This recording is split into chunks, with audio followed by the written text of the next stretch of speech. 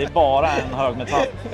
Team Odiffat är Sveriges svar på Matt Armstrong och köper bilvrak på löpande band.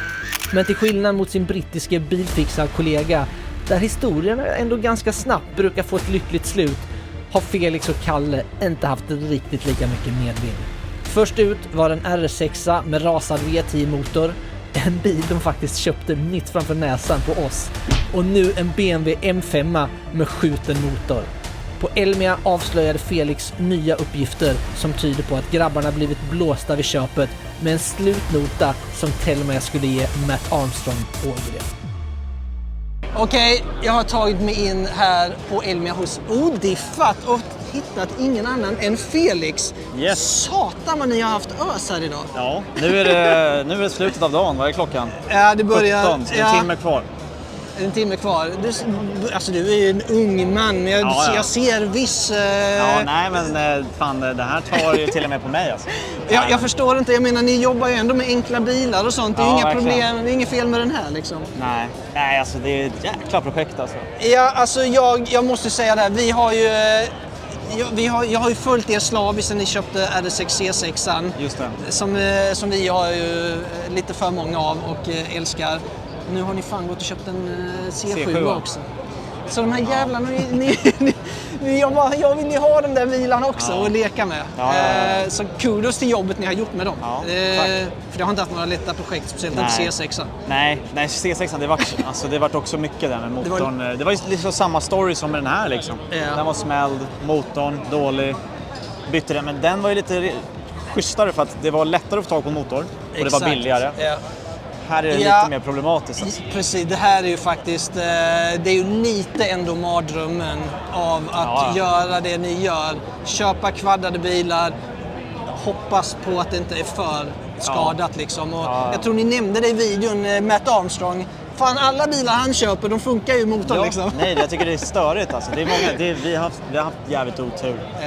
Och det är lite så här gamble. Och det är liksom, och C6ans motor är inte så dyr, men den är ju ett helvete att slita ur och i.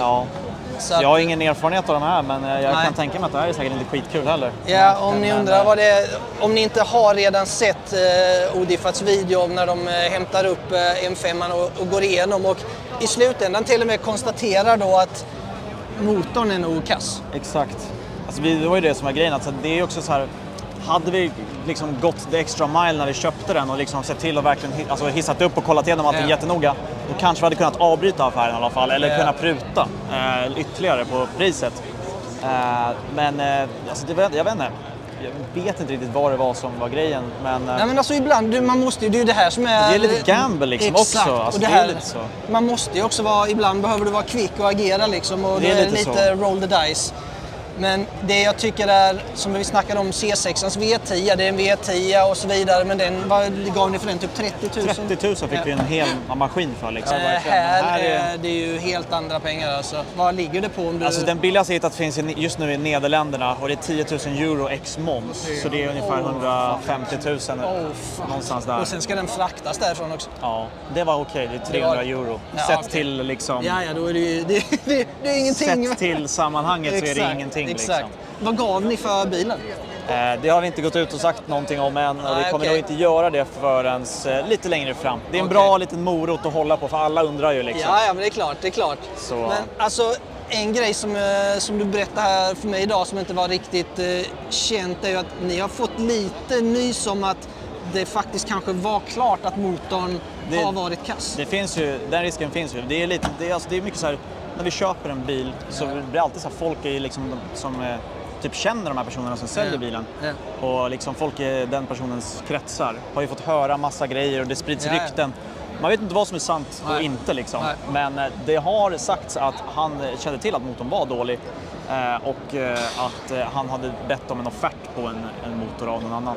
Sen om det stämmer vet jag inte, men det är så här, som sagt, det är grejer vi får höra liksom, hela tiden. Jag förstår det. Av folk, massa olika teorier och folk som har pratat med andra. Så vi får se, jag vet inte, så här, det är svårt för oss att göra någonting åt det och göra det är ju den det här informationen liksom. Nej, exakt, det är ju bara, man kan ju egentligen bara gräma sig om det är så liksom. Och vi är inte såna heller, vi är så här, okej, nu har vi ett till problem, då får vi lösa det liksom. Och vi orkar inte hålla på och så här om det är så att han har alltså, om det skulle vara så att han har ljugit eller du vet så här, om någon vill köpa en bil av ljuger, då är det så här, jag tycker det bara känns som att det är mer på dem alltså. Jag pallar inte hålla på liksom, utan det säger bara mycket mer om dem. Jag gillar att hålla mig ärlig liksom i bilaffärer. Jag förväntar mig, det blir så att man förväntar sig, eller jag förväntar mig för att jag vet att jag alltid är ärlig, så blir det så att jag förväntar mig att andra också ska vara det. Exakt, don't be that guy som ljuger om att en 150 000 kronors motor är fine när det inte är fine. Nej. Så vi får se, oavsett så är det så här. Jag tycker inte stå och basha honom eller någon, utan det är så här, nu har vi till problem, då får vi lösa det liksom. Det är så men det är ju så ni har kommit där ni är också. Det är ju faktiskt, så enkelt är det. Och en liten tröst är ju att ni kan göra mer content på det, men tyvärr drar ju inte en YouTube-video in 150 000. Nej, det är så. Vi får ju sitta och renovera den här motorn i 10-15 videos som vi ska komma i närheten av de rummen. Liksom. Så. Men det är väl också ett alternativ att faktiskt renovera den? Eller? Kanske. Det beror på vad som är trasigt. Liksom. Ja, såklart. Det är det. Såklart. Hur det ser ut. Ja, nej, men det är fascinerande att se liksom behind the scenes. Och det är det jag tycker är häftigt att ni tagit hit det här än så länge liket. Nu är det bara en hög metall alltså. Det är bara en hög metall. Ja, men, med ett regnummer. Ja, exakt, med ett regnummer. Men nu lyser ändå stolarna. Vi ser där, sitter Kalle där inne och visar lite.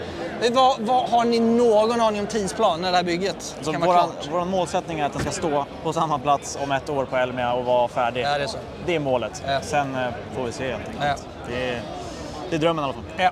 Jag och jag tror många av er som ser där håller tummarna. Ja. Det gör ni också. Ja, det gör vi. Starkt jobbat, Felix. Tack. Håller tummarna som sagt för att det går bra. Ja. Och har ni inte sett den, vilket ni förmodligen redan har, kika såklart på deras kanal när de kör det här M5-bygget. Så får vi se vad som händer med motorn. Vi får se. Ja. Lycka till med resten av mässan. Ja. Och sen så ses vi i nästa video. Ha det bäst! Tja! Tja.